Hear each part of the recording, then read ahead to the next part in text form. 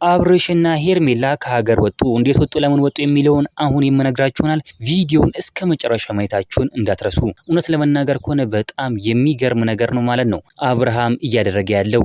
አብርሃም ለምን ሄደ የሚለውን አሁን የምነግራችሁ ይሆናል። እንግዲህ አብርሃም በንዴት ነው ማለት ነው። ትናንትና እንደሚታወቀው ፍቅርና ሩታ ነግሮታል ማለት ነው። ፍቅር ለሩታ አግዛ ከሩታ ጋር እንዲሆን ስላደረገች በጣም ተናደው ማለት ነው። እኔን ነው የሚሸውዱት፣ እኔ ላይ ነው የምትጫወቱት በማለት በጣም በመናደድ ማለት ነው ወደ ሄርሜላ ቤት ሄዶ ከሄርሜላ ጋር እንግዲህ ወደ ውጭ ሀገር ሄደዋል ማለት ነው። በጣም የሚገርም ነገር ነው አብርሃም እያደረገ ያለው ማለት ነው። አብርሃም በቃ በስሜት ነው የሚሄደው። ዝም ብሎ በቃ ምንም አያስብም፣ ትንሽ እንኳን አያስብም ማለት ነው። እኛ ሩታ፣ እኛ ጀግና፣ እኛ እንቁ ደግሞ ብቻዋን አይደለችም፣ እኛ አለንላት ማለት ነው። እሷ እኮ ምንም ጥፋት የለባትም። አሁን ምንም አላጠፋችም። አብርሃምን ወደ ራሷ ለመውሰድ ከሌላ ሰው ጋር ከሚሆን ብላ አውቃ ከፍቅር ጋር ተመካክሮ ማለት ነው ከፍቅር ጋር ያደረጉት እንጂ ምንም አስባ ምናምን አይደለም ማለት ነው። እኛ እንቁ፣ እኛ ጀግና ሩታ በጣም ትችያለሽ ማለት እንፈልጋለን። እናንተም ኮሜንት ላይ ትችያለሽ ያላችሁ ሩተኛ እንቁ ያላችሁ መጻፋችሁን እንዳትረሱ። እውነት ለመናገር ከሆነ ሄርሜላና አብርሃም ትክክለኛ ነገር ላይ አይደሉም ማለት ነው። እኛ የምንፈልገው ሩታና አብርሃም አንድ ላይ እንዲሆኑልን ከሩታ ጋር